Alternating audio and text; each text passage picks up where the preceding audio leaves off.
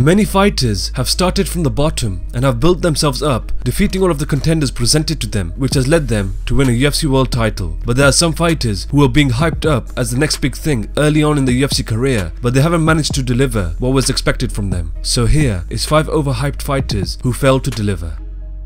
Number 5.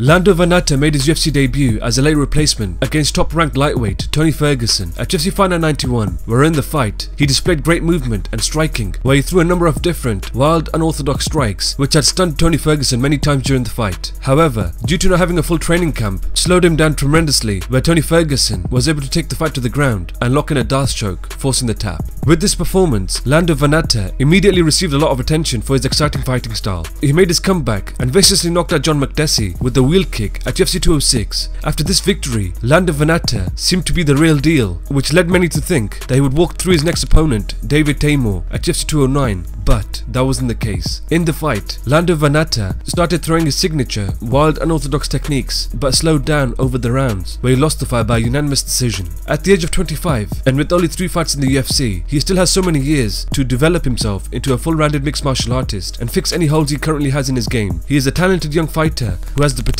to challenge for the UFC title one day.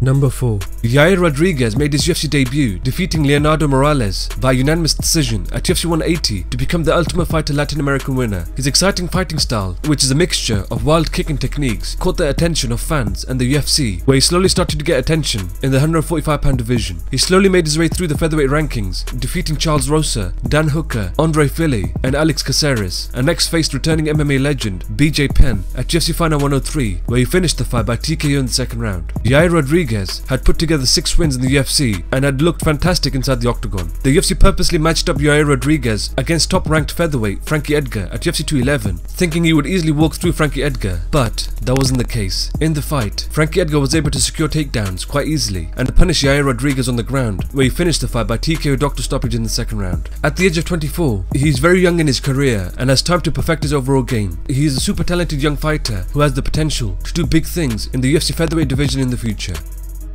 Number 3.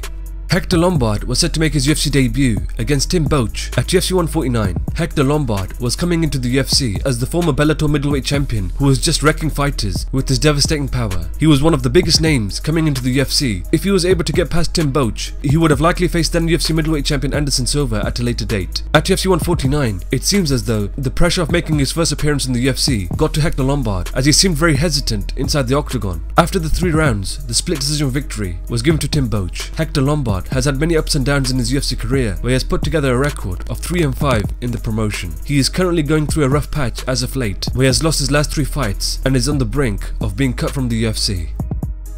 Number 2. Whilst on the Ultimate Fighter 17, Uriah Hall had brutally finished almost everyone he had faced, where he quickly became one of the most talked about fighters before he was even in the UFC. His exciting fighting style, combined with his crazy finishes, had many say that he should be matched up against then UFC middleweight champion Anderson Silva. He ran through all of his competition in the Ultimate Fighter house and made it into the finals, where he lost a split decision to Kelvin Gastelum. Since the Ultimate Fighter, he has put together some great wins over top middleweights and even has a TKO victory over Gegard Mousasi. As of right now, he is going through a rough patch where he's on a 3-fight losing streak, where he has losses to Robert Whittaker, Derek Brunson and Gegard Mousasi. At the age of 32, he is in his prime and has proved that he can hang with the best middleweights in the world. Number 1.